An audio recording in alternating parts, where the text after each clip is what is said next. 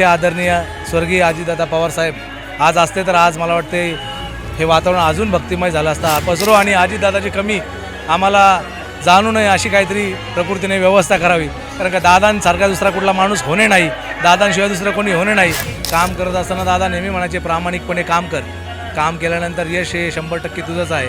आज हडपसरमध्ये संत श्रेष्ठ तुकाराम महाराजांच्या पालखीचं या ठिकाणी आगमन झालेले आणि लोणीकडे ही पालखी प्रस्थान करीत असतानाच या ठिकाणी जगदंब प्रतिष्ठान आणि स्टार महाराष्ट्र न्यूज चॅनलच्या वतीने गेली 20 वर्षापासून अविरत अशी वारकऱ्यांची सेवा, अन्नदान असेल, औषधोपचार असतील, मसाज असेल, वेगवेगळ्या प्रकारची या ठिकाणी सुविधा उपलब्ध करून दिली जाते. आज या ठिकाणी भेट देण्यासाठी विद्यमान नगरसेवक राष्ट्रवादीचे अजित पवारांचे अतिशय जवळचे असलेले मात्र अजित पवारांची खंत असलेले आबा, आज तुम्ही या ठिकाणी आलाय, काय वाटतं हा सोहळा पाहून?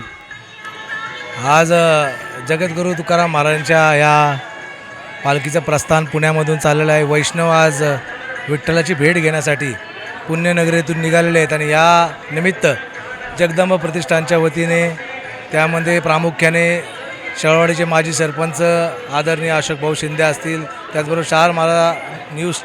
स्टार महाराष्ट्र न्यूजचे माझे सहकारी मित्र अशोक नाना गावटे असतील, अविनाश भाऊ घुले असतील, त्याचबरोबर साधना सन्मित्र सहकारी बँकेचे चेअरमन संजय भाऊ शेवाळे असतील, त्याचबरोबर सगळेच कालिदास भाऊ इंगळे असतील, सगळेच माझे जवळचे मान्यवर, सगळेच आदरणीय पूजने इथं आज वैष्णवांची सेवा करण्यासाठी इथं उपलब्ध आहेत, उपस्थित आहेत. आणि आज ह्या भक्तिमय वातावरणामध्ये आज इथून पालखी सोहळा इथून दिमाखात निघाला असला तरी आज एक खंत मात्र आम्हाला जाणवते, ती म्हणजे आमच्या नेत्यांची, आमचे आदरणीय स्वर्गीय अजितदादा पवारसाहेब आज असते तर आज मला वाटते हे वातावरण अजून भक्तिमय झालं असतं. अजून आपण पाहिलं मागच्या 2-3 दिवसामध्ये पुण्यामध्ये खूप मोठा प्रकृतीचा मोठा प्रकोप झाला होता आणि त्या प्रकोप झाल्यानंतर आदरणीय अजितदादा पवारसाहेबांची खंत सगळ्यांना जाणवली. परंतु विठ्ठलाची कृपाच म्हणायची, 2 दिवस झाले पाऊस थांबलेला आहे आणि ह्या वैष्णवांना त्यांच्या विठ्ठलाकडे जाण्यासाठी सुकार मार्ग आज ह्या निसर्गाने दिलेला आहे. तरी देखील ह्या सोहळ्यासाठी मी सर्व भाविकांना, सगळ्या वारकऱ्यांना मनापासून मी शुभेच्छा देतो. त्यांचं दर्शन चांगलं जावं, त्यांची वारी चांगली जावं आणि माझ्या पुण्यनगरीतील माझ्या प्रभाग क्रमांक 15मधील सर्व नागरिकांच्या वतीने, माझ्या सगळ्या आदरणीयांच्या वतीने, जगदंब प्रतिष्ठानच्या वतीने खूप साऱ्या शुभेच्छा देतो. सगळ्यांना विठ्ठलाचं दर्शन लवकरात लवकर मिळो आणि विठ्ठलाला साकडं घालतो की येत्या 2-3 महिन्यामध्ये जो काय पावसाळ्याचा सीझन असतो किंवा पावसाळ्याचा जो ऋतू असतो तो ऋतू चांगल्या पद्धतीने जाऊन संपूर्ण महाराष्ट्रामध्ये हरित पसरो आणि अजितदादाची कमी आम्हाला जाणू नये अशी काहीतरी प्रकृतीने व्यवस्था करावी. कारण का दादांसारखा दुसरा कुठला माणूस होणे नाही, दादांशिवाय दुसरं कोणी होणे नाही.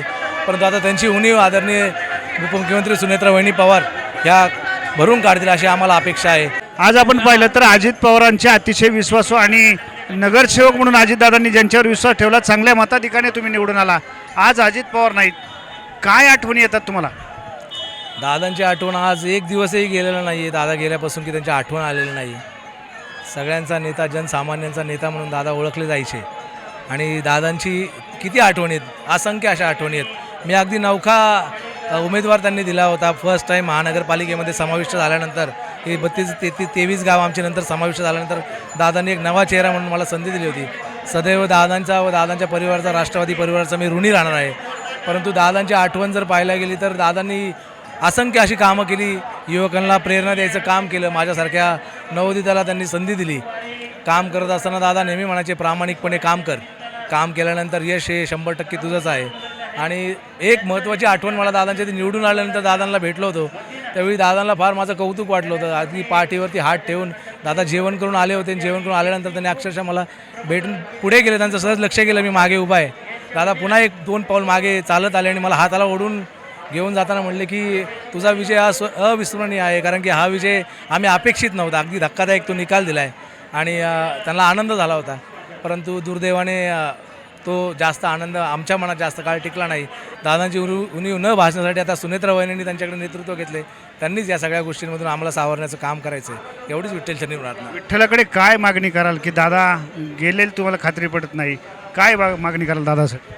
विठ्ठलाकडे एकच प्रार्थना करेल की जे वैष्णव एक मोठी आशा घेऊन याच्यामध्ये प्रामुख्याने जो शेतकरी समाज याच्यामध्ये आपला पेरणी करून विठ्ठलाच्या दर्शनासाठी जात असतो, पांडुरंगाकडे साकडं घालण्यासाठी असतो की पुढचं येणारं वर्ष त्यांना सुखाचं समृद्धीचं जावं. विठ्ठलाकडे एवढीच प्रार्थना करतो, तू आमचा दादा तर घेऊन गेलेला आहेस, परंतु दादाची उणीव आम्हाला भासून देऊ नकोस. पुढचं 1 वर्ष त्या सगळ्या शेतकरी वर्गाला, सगळ्या सामान्य वर्गाला दिलासा देणारं, त्यांच्यावरती कृपा आशीर्वाद राहणार असावं. आपण या ठिकाणी पाहिलं की अजित गुलेंनी अजित पवारांच्या आठवणींना उजाळा दिलाय. तसेच या बळीराजासाठी सुद्धा पांडुरंगाकडे प्रार्थना केलेली पाहिजे. पाहत राहा स्टार महाराष्ट्र न्यूज. धन्यवाद. नवनवीन घडामोडी पाहण्यासाठी स्टार महाराष्ट्र न्यूजला सबस्क्राईब करा आणि ताज्या बातम्यांचे अपडेट मिळवण्यासाठी बेल आयकॉनला प्रेस करा आणि परिपूर्ण बातमीबरोबर रहा, इतरांपेक्षा एक पाऊल पुढे.